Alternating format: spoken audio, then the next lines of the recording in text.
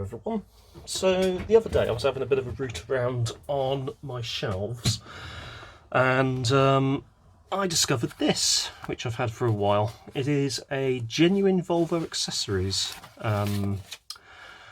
brochure for the Volvo 140 and 240 and 164 and 260 series, so basically the big Volvos of the time. It was published in, just trying to see if I can find some date markings,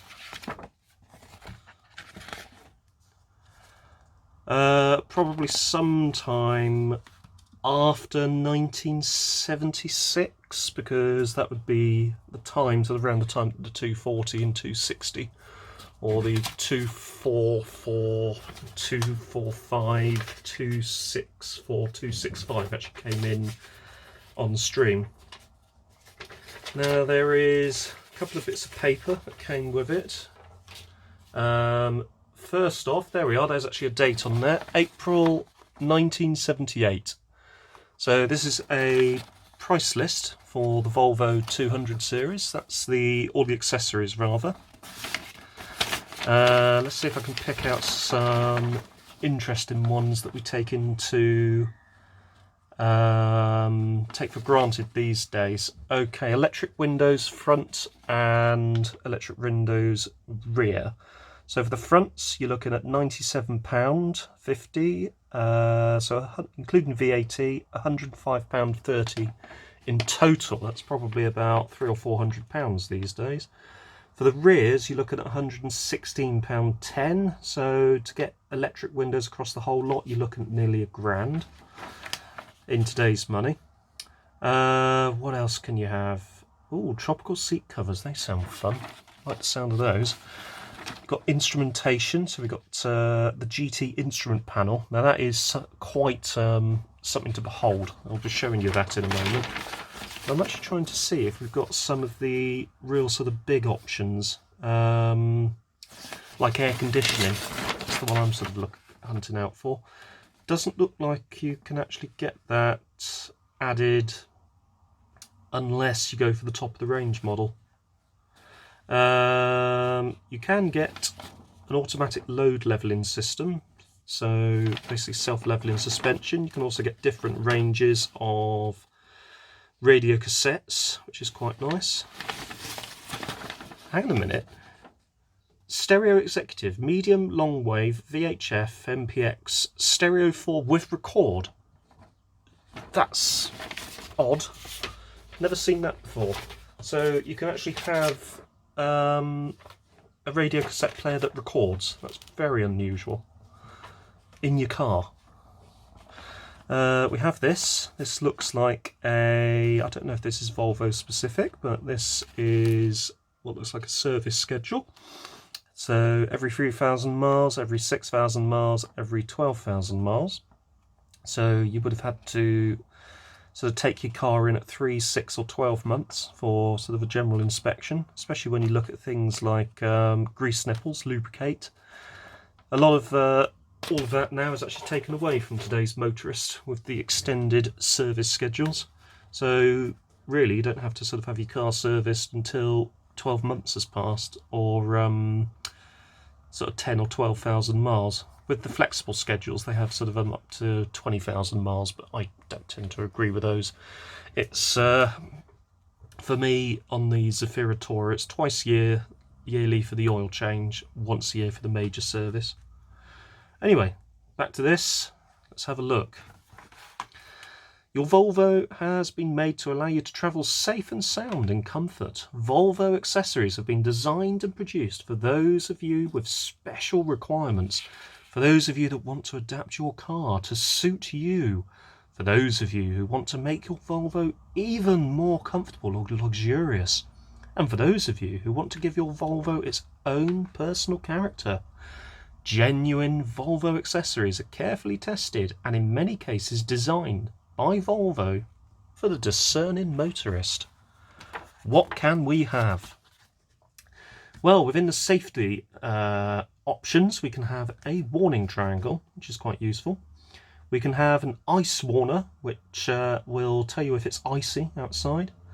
You can have a splash apron, which is like a glorified mud guard, and it will protect the underbody of your car from flying stones, which is quite nice. You can have some rear head restraints at number 4 there, which look quite stylish.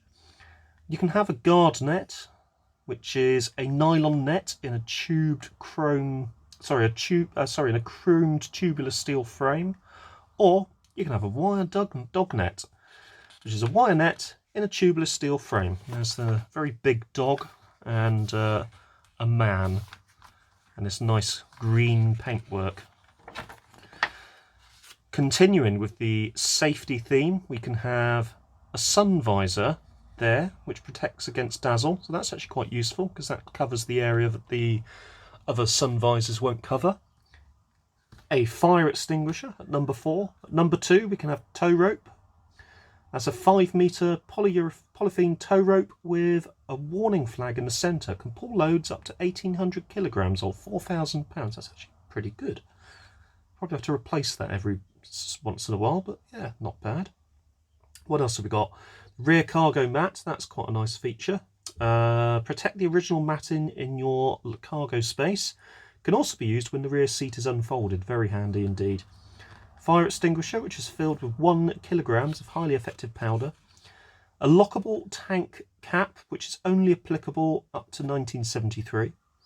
A lockable tank cap, which is applicable only up to... Sorry, a lockable tank cap, which is up to 1974 car model years. Covered in a red nylon skin. There, very stylish. A lockable tank cap, matte chromed, very fashionable. An intermittent wiper switch, that's actually quite cool. So that allows you to adjust the intermittency. An electrically operated door mirror, available from 1974 onwards.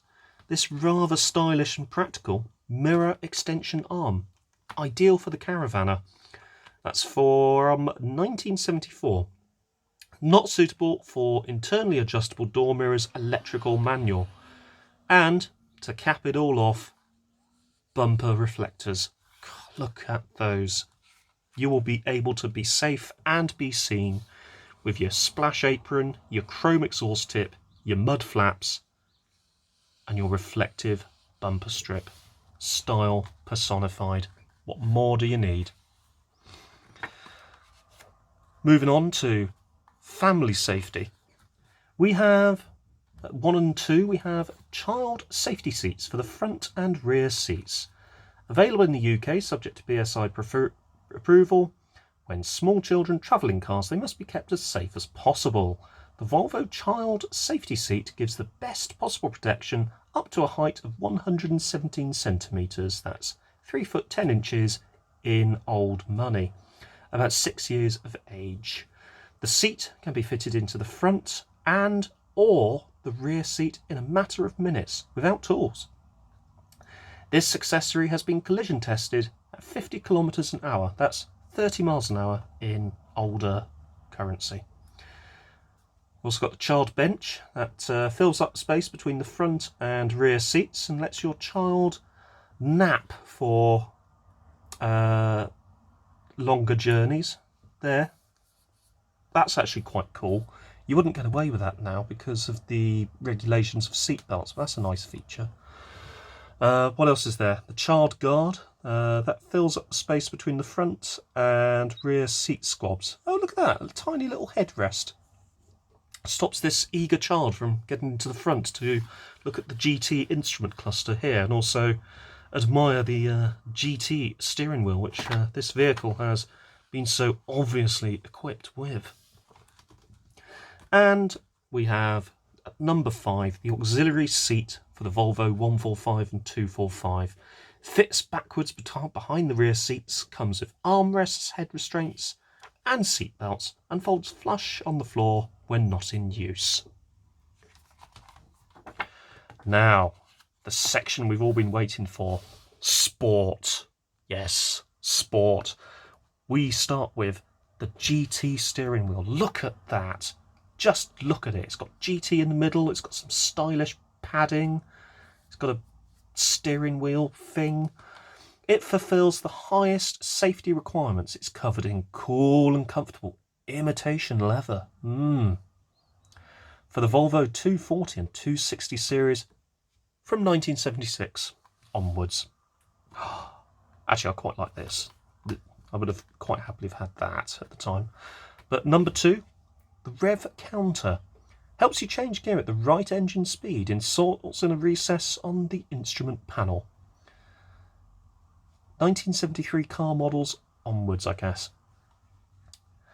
The GT instrument panel, look at that. Sporty, yellow writing, comprehensive gauge is actions, things. Very stylish, very sporty. That lets you know that you are in control of your vehicle. The GT instrument panel with speedometer, rev counter, voltmeter, oil pressure gauge, temperature gauge, and a fuel gauge. Easy to read yellow graduations on a black base, reflection-free glass. And to equip your vehicle that you've decided to put in your steering wheel and your sporty cluster, why not turn your attention to some stylish rims? We have the number 4, the GT wheel rims, 5.5 inches by 14 inches, aluminum alloy, 5.8 kilograms, light, strong and extremely smart. Or maybe number 5, 15-inch rims, aluminium, I can't say aluminium anymore, aluminium alloy, 5.9 kilograms, light, strong and extremely smart. Maybe for that sportier ride, the GT shock absorbers give extremely good stability at high speeds. Remember to change all 4 shock absorbers at the same time. How about a leather gear knob embossed with a Volvo emblem, covered in leather with a comfortable pistol grip, stylish, sporty, elegant, and to cap it all off, my favourite option, the GT stripes, fluorescent black or white. Look at that. That is just beautiful. Absolutely amazing. I really like the way that for this particular photo they've just slapped them on there and they haven't bothered to remove any of the air bubbles. So you can see all of the air bubbles and the gap where it hasn't been put down properly. I don't know if you can see that if I go in there. Yep, there you go. Air bubbles. No gap for the door. It's just been put on there for the photo. But I can imagine that when it's on there, it will make the car go a lot faster. I reckon they would add at least 10 brake horsepower. That's a good 20. That's another 20. That's a 30 at least. So much power in one double spread page. Coming back down to earth, air conditioning. I did wonder if we could get the air conditioning option. Now with 15% greater capacity against humidity, this chap with a wet hat. Heat, this chap with a tissue on his head. And polluted air, this chap surrounded by smoke there. Bit of information about how the air conditioner works, so you could get it as an option. That's handy to know. And this is interesting, these are your radio cassette options. So they actually did a Volvo 8 stereo, which would have had the, okay, that's pretty cool, combined radio stereo tape player for 8-track cartridges, the high-speed tape, blah, blah, blah, blah, etc. So FM MPX for areas of FM ready networks, ready for stereo radio reception on the pilot tone system. That was before FM stereo sort of really came in to its own. Also got these extra hat shelf speakers. Extra hat? So they go onto the rear parcel shelf. We've also got these door speakers as well. And what else do we have? We have... oh yeah, here you go. That's the one that does the recording. So this one, number 1, that is an FM, medium wave and long wave push button selection mono radio recording facility. You can actually record a radio station in mono. That's pretty impressive. I don't know why you'd want to do that whilst you're in your car, but yeah, I suppose that could be quite useful if you suddenly had an urge to record something. Number 5 is interesting. So number 5 is a car tape player for cassettes. So 4-track cassettes, in other words standard Philips compact cassettes with fast winding forwards. Excellent complement for those of you who have already got radio for the car. So this unit is supplied complete with 2-door loudspeakers and installation instructions, so that tucks away somewhere, which is quite nice. Also a range of aerials as well, and some suppression information. So I think that one's probably top of the range, I would guess. Number 2 is just an FM AM radio. Number 3 is just an FM AM, I guess, radio cassette. Number 4 is just another radio cassette. I think that one might be top of the range, but that is pretty cool, having the record function. You also notice that they're not quite DIN sized, so I think they did actually sort of have different sizes, so obviously a sort of standard DIN size wouldn't fit. They were, you know, sort of quite a unique size. They sort of were sort of DIN. I guess they're probably sort of more DIN at the back, but the big thing about this is this wouldn't really fit in any other car. And I think this is probably one of the first, unless I'm mistaken, and I'm happy to be corrected, I think this is one of the first instances where you had a manufacturer making a custom radio cassette that wouldn't really fit in any other car apart from the car it was intended. Something that became quite popular during the 80s and 90s. So we've got a range of lighting options. Quite an unusual picture there, but it conveys that additional lights gives you additional sight. Useful set of spotlights, some fog lights, some rear fog lights, which are there. So that's at number 3. A grille with auxiliary headlights, so that's quite a useful feature, and that's for the 240 series, that's for the 140 series. There's also these headlight washers and wipers, and a bulb kit, which is quite handy. So really sort of all very practical options. Then we have this useful switch panel, and that would be useful if you've got the extra lights. Boot lighting, which is quite handy. Engine compartment lighting, also handy. A wiring kit for the auxiliary headlights. So you can buy the headlights and you've got the wiring kit there complete with a relay. And obviously this switch panel would be quite useful for that. And then we've got a range of tow bar options. So this one's quite good because you can actually remove the tow ball if you wanted. So it just makes it look more sort of hidden. Then obviously sort of reattach the tow ball whenever you need it. So according to this, 1974 models are restricted to a 1200 kilogram trailer weight. Also got a rigid tow bar option as well, 1200 kilograms up to 1973. We have a ball guard, so a chrome trailer hitch guard thing.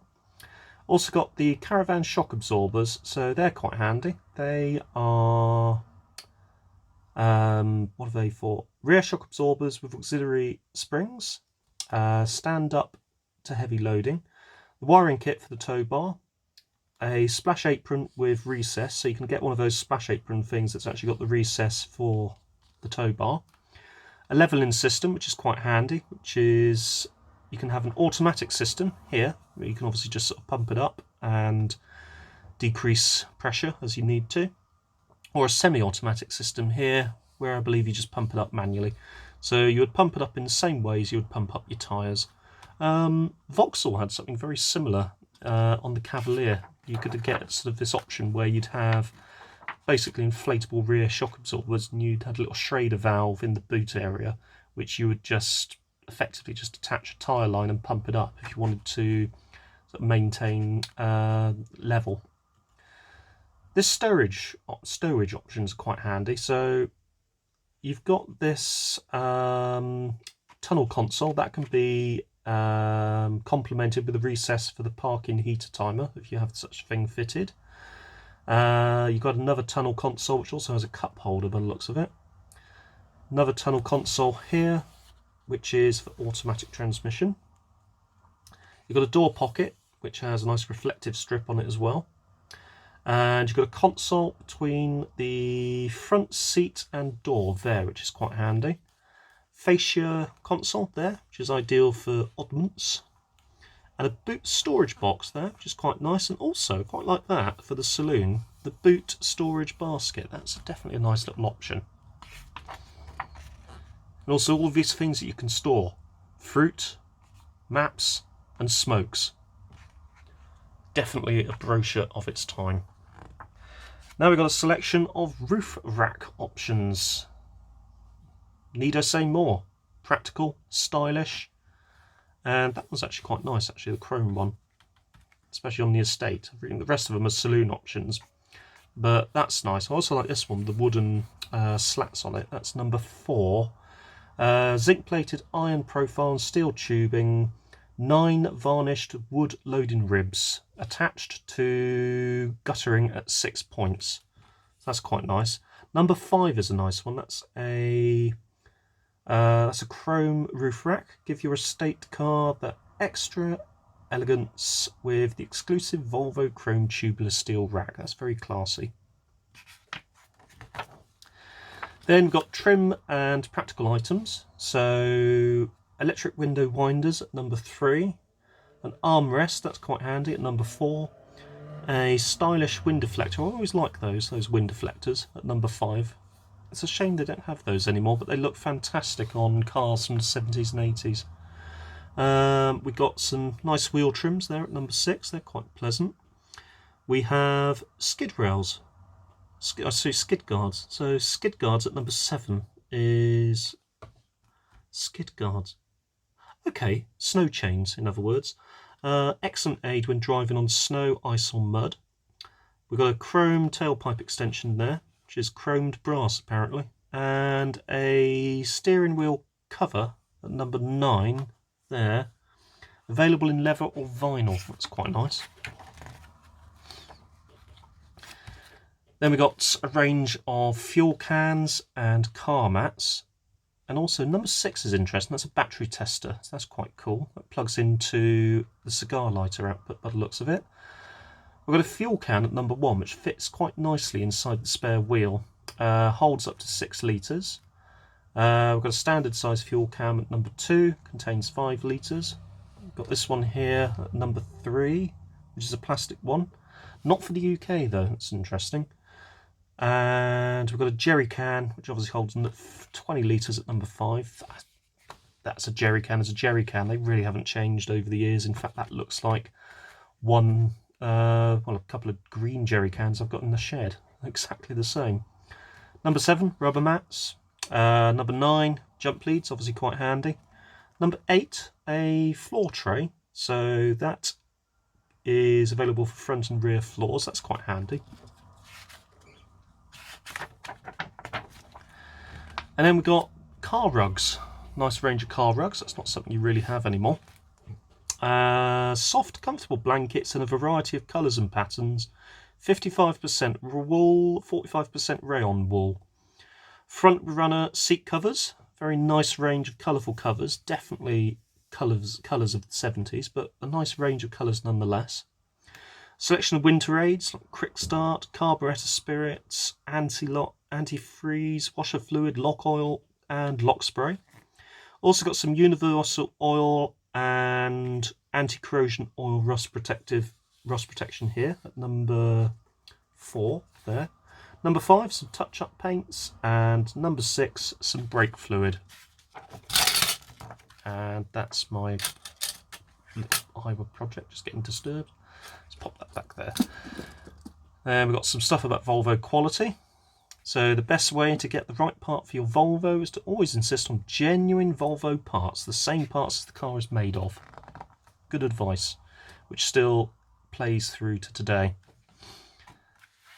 And that's the end of that particular brochure. I rather enjoyed this one because of the incredibly of its time range of options, especially those stripes. They